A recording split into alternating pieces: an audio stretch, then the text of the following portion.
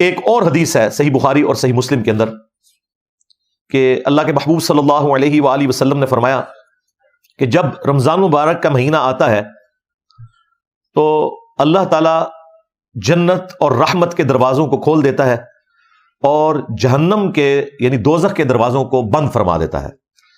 اور سرکش جو شیاطین ہیں انہیں جکڑ دیا جاتا ہے۔ سارے شیاطین نہیں قید ہوتے، سارے قید ہوں تو آپ کو جمعہ پڑھانے کے لیے کون آئے؟ سارے نہیں قید ہوتے ہیں، ظاہر ہے یہ تو سلسلہ بہرحال اوورآل ایک ماحول بن جاتا ہے نیکی کا کہ سرکش شیاطین کو قید کر دیا جاتا ہے۔ باقی جو انسان کے ساتھ نفس لگا ہوا ہے، جو انسانوں میں شیاطین ہے، وہ تو اسی طریقے سے گھوم پھر رہے ہوتے ہیں، لیکن پھر بھی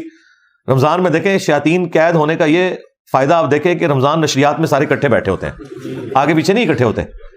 اور وہاں پہ افطاریاں بھی اکٹھی کرتے ہیں، اور جو تھوڑا سا شیطان اندر باقی ہوتا ہے نا وہ انہیں مجبور کرتا ہے کہ جب نماز کا وقت آتا ہے تو سب لوگ اپنی اپنی علیحدہ علیحدہ نماز پڑھتے ہیں یا اپنے مدارس میں جا کے ایک دوسرے کے پیچھے نہیں پڑھتے، اگر کوئی پڑھ بھی لے غلطی سے تو بعد میں لوٹاتے ہیں۔ ایک اور حدیث ہے صحیح بخاری اور صحیح مسلم کے اندر کہ اللہ کے محبوب صلی اللہ علیہ وآلہ وسلم نے فرمایا کہ جنت کے 8 دروازے ہیں، ان میں سے ایک دروازہ ایسا ہے جس کا نام ہے الریان، اور یہ خالصتاً ان لوگوں کے لیے ہے جو رمضان مبارک کے روزوں کا اہتمام کرتے تھے۔ یعنی رمضان مبارک کی اللہ کے نزدیک یہ اہمیت ہے کہ ایک اسپیشل دروازہ ہی روزہ داروں کے لیے اللہ تعالیٰ نے جنت کا مخصوص کر دیا۔ اللہم اجعلنا منہم، اللہ تعالیٰ ہمیں ان میں شامل فرمائے، آمین۔ پھر ایک اور حدیث ہے بڑی رکت انگیز، بخاری اور مسلم دونوں میں ہے کہ رمضان مبارک کا مہینہ وہ ہے جس میں اللہ تعالیٰ نیکیوں کا جو ثواب ہے وہ 700 گنا تک بڑھا دیتا ہے۔ پھر اللہ کے محبوب علیہ السلام نے فرمایا کہ رمضان مبارک کا مہینہ وہ مہینہ ہے کہ جس میں جو شخص روزے رکھتا ہے اس کے لیے اللہ تعالیٰ کی طرف سے یہ پیغام ہے کہ روزہ خاص میرے لیے ہے اور میں ہی اس کی جزا دوں گا، اور ایک روایت میں آیا کہ میں ہی اس کی جزا ہوں، یعنی خود اللہ جزا ہے اس کی۔ اور وہ اسی حدیث میں آگے الفاظ موجود ہیں کہ روزہ دار کو 2 خوشیاں نصیب ہوتی ہیں، ایک دنیا میں جب وہ افطار کرتا ہے، ظاہر ایک آزمائش ختم ہوئی، اور ایک جنت میں جب وہ اپنے رب سے ملاقات کرے گا، وہ اس کی الٹیمیٹ خوشی ہوگی۔ دنیا میں بھی ہم نے ایک روزہ رکھا ہوا ہے جس کا افطار کا وقت جو ہے وہ آخرت ہے، یعنی دنیا میں اللہ تعالیٰ نے جو حرام کاموں سے روکا ہوا ہے اگرچہ ان کے اندر اٹریکشن ہے، وہ ساری کی ساری نفسانی خواہشات کی تکمیل جنت میں ہونے والی ہے، تو وہاں پہ جا کے یہ روزہ کھل جائے گا انشاءاللہ تعالی۔ پھر اسی حدیث کے اندر موجود ہے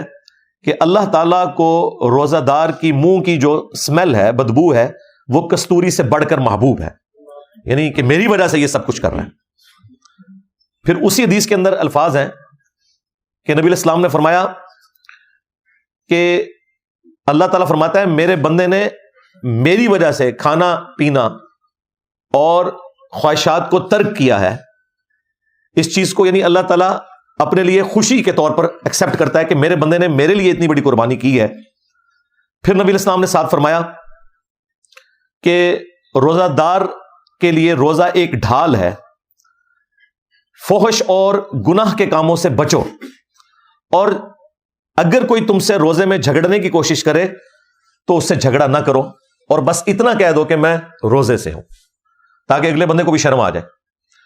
ویسے بھی روزے کی حالت میں انسان کا دل ہی کو نہیں کرتا لڑنے کو، خصوصاً عصر سے لے کے مغرب تک، اس وقت تو کسی کی آواز بھی اچھی نہیں لگتی۔ تو ایک نیچرل ایک پریکٹس بھی ہوتی ہے، بھوک کی وجہ سے انسان کو، جو بھوکے لوگ ہیں جن کے لیے 2 وقت کی روٹی ایشو ہے، ان کا بھی احساس پیدا ہوتا ہے، اور شکر کے جذبات بھی پیدا ہوتے ہیں کہ اگر پوری زندگی اس طرح گزارنی پڑے تو کتنی مشکل ہو، اللہ تعالیٰ نے اپنی نعمتوں سے ہمیں نوازا ہے الحمدللہ۔ صحیح بخاری میں ایک اور حدیث ہے جو ذرا الارمنگ ہے کہ نبی علیہ السلام نے فرمایا کہ جس شخص کو اس کا روزہ جھوٹ بولنے اور گناہ کے کاموں سے نہ روک سکے تو اللہ تعالیٰ کو پھر ایسے شخص کے بھوکا اور پیاسا رہنے کی کوئی حاجت نہیں ہے، یعنی اس کی روحانیت مر جائے گی۔ فرض تو ادا ہو جائے گا، بعض لوگ ان چیزوں کا سہارا لے کے وہ کہتے ہیں پھر ٹھیک ہے روزہ رکھنے کی ضرورت نہیں ہے، نہیں، نماز میں بھی اگر کسی کنسنٹریشن لوز بھی ہو، اس کا جو روحانی پہلو ہے وہ کمزور ہوگا، فرضیت ادا ہو جائے گی۔ اسی طریقے سے روزے میں بھی وہ فرضیت جو ہے کھانے پینے سے اور شہوات سے رکنا، جو اصل ہے روزے کی، وہ ایک فرض کے طور پر تو ادا ہو جائے گا، لیکن جو اس کی روحانی برکات ملنی تھی